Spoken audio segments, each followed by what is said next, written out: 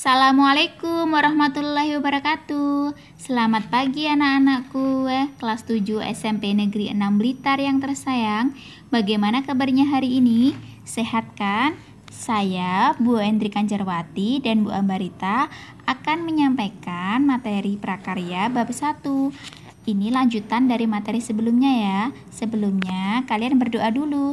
Pastikan sudah masuk Google Classroom masing-masing dan siapkan buku tulis dan alat tulis kalian untuk mencatat isi dari video ini pada keterangan di bawah ya.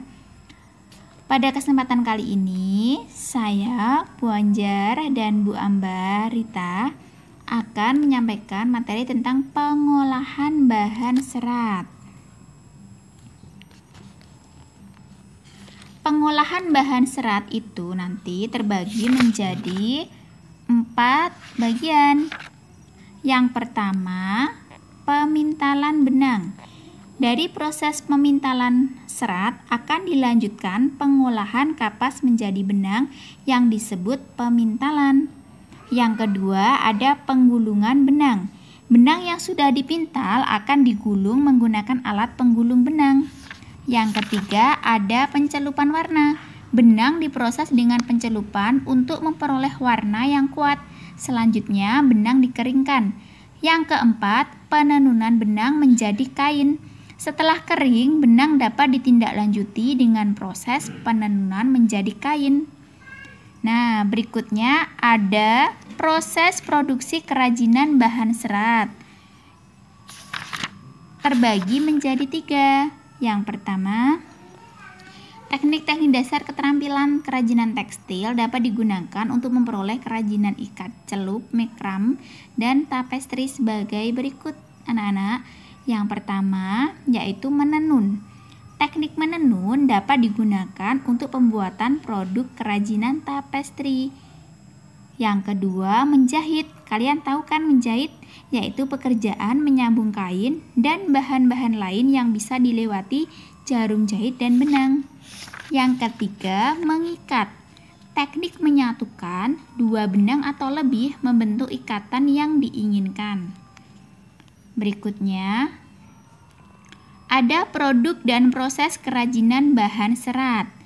Nah, syarat-syarat yang perlu kalian ketahui ketika perancangan benda kerajinan ada 5. Yang pertama dari kegunaan atau utility-nya.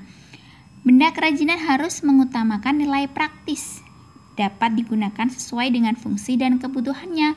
Yang kedua, kenyamanan atau comfortable, yang harus menyenangkan dan memberi kenyamanan bagi pemakainya. Yang ketiga, ada keluasan, yang harus memiliki keserasian antara bentuk dan wujud benda dengan nilai gunanya. Yang keempat, ada keamanan. Dan yang kelima, ada keindahan, yang bisa kalian baca pada keterangan video di bawah ini ya. Nantinya keterangannya kalian catat pada buku catatan kalian. Berikutnya ada fungsi kemasan produk. Apa sih fungsi dari kemasan produk itu sendiri? Yang pertama pastinya untuk menjual produk. Supaya apa anak-anak? Supaya produk itu laris di pasaran. Yang kedua, melindungi produk agar produknya tidak rusak. Yang ketiga, memudahkan pengguna produk. Dan yang keempat, memperindah penampilan produk supaya yang membeli banyak dan berminat untuk membelinya ketika penampilan produk itu menarik bagi pembeli. Yang terakhir, produk kerajinan serat tumbuhan atau hewan. Ini saya jadikan satu ya. Jadi bisa tumbuhan ataupun hewan. Yang tumbuhan kemarin kalian sudah belajar, contohnya serat pelepah pisang, serat daun pandan. Nah, yang pertama bahan serat tumbuhan atau hewan. Jadi harus ada bahannya dulu. Ketika ada bahan, kalian baru bisa membuat kerajinannya.